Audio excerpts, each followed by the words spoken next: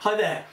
I thought I'd share with you today a lovely piece of model making history. I've got a great diesel engine here which I've just acquired, and this is a DC Spitfire 1cc diesel engine. Now the person I got this off was given this as a present in 1970 along with a control line plane, and it sat under his wardrobe unopened, unused until now. And I'm really excited to get hold of this because this is a brand new engine in the box as it was sold. So I thought we'd just have a quick look at it now and see what we've got. So we've got this lovely engine, and we can see on here it's got diesel engine and the size, which is just under 1cc.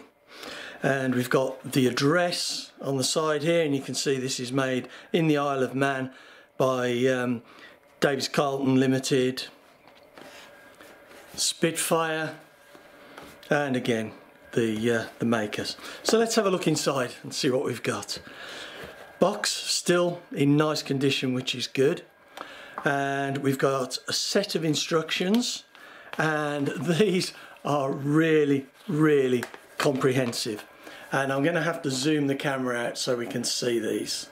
Okay, well these are the instructions, and it's a really big detailed sheet.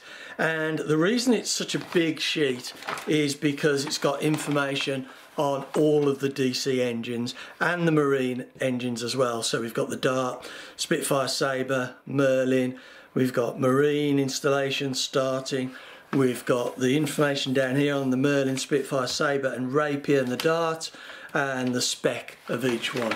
So it's really nice to get such a big detailed spec sheet as this. Right, so let's carefully fold this back up. Well, I'll tell you what, I will do that in a second. I'll just zoom the camera back in.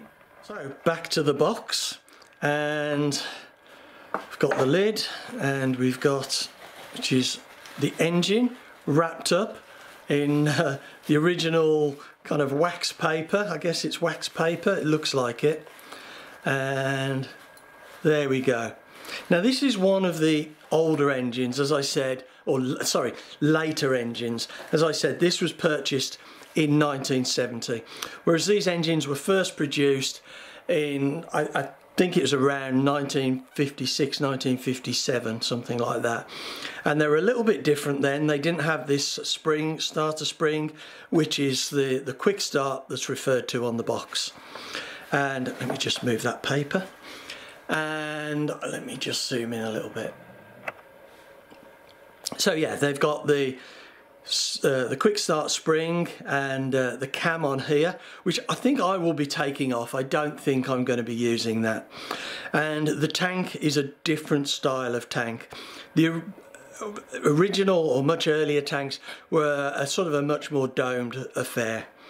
And if I turn it, well, just before I turn it over, you can see DC Limited on the side of the crankcase there. And if we stand the engine up, we can see the lovely anodizing, which hasn't been marked or anything from spanners, which is really nice. Well, there's a very slight couple of marks here, but this hasn't been taken off or messed with, which is great. And if we look at the other side, we can see again DC Limited. And if we turn that over, we've got Made in England, which is quite interesting because the Isle of Man isn't actually in England, as my understanding goes. But anyway, so, but a lovely looking clean engine. As I said, this has never been mounted. There's no marks where it's been mounted. It's never had fuel in it. It's so nice. It's like a time capsule opening this. And if we put that on one side and we just see what else, just put that on the box over there. If we see what else we've got in the box, we've got a little bit of fuel line, which feels very stiff. So I probably won't be using that. I'll probably be using some newer, fresher stuff. We've got the needle valve. Just screw in there. And let's see, we've got, looks like a guarantee card or something. Yeah, guarantee card, so which is quite nice, and hasn't been filled out yet. I don't suppose there's any point in me actually filling that out now. So, but this is so nice to get this engine. So this, as I said, is like a time capsule that's literally sat under somebody's wardrobe, untouched, unused for the last 50 years. And I find it so exciting to get engines like this, not only because they're new and unused, but because of things like the guarantee card, the extensive instruction leaflet. I just find it really interesting, and it's so nice that the box as well hasn't been squashed or damaged or scuffed. This engine and box has really been looked after.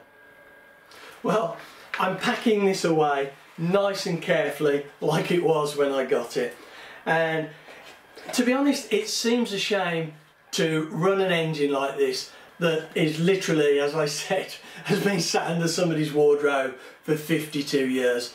But I do really want to run this, and I am going to get it in a model. I think rather than a control line model, I'm going to be putting it in a vintage radio control plane. And the jury is still out. I'm still looking at plans and trying to decide what exactly to put this in. But as I said, I have got this to run, and I'm really looking forward to running it. And when I do, I'll be doing a video, putting it in the test stand, doing a video, and we can see how this thing performs. So anyway, I hope you've enjoyed seeing this engine as much as I did when I opened the box and looked through the contents. Thanks very much for watching.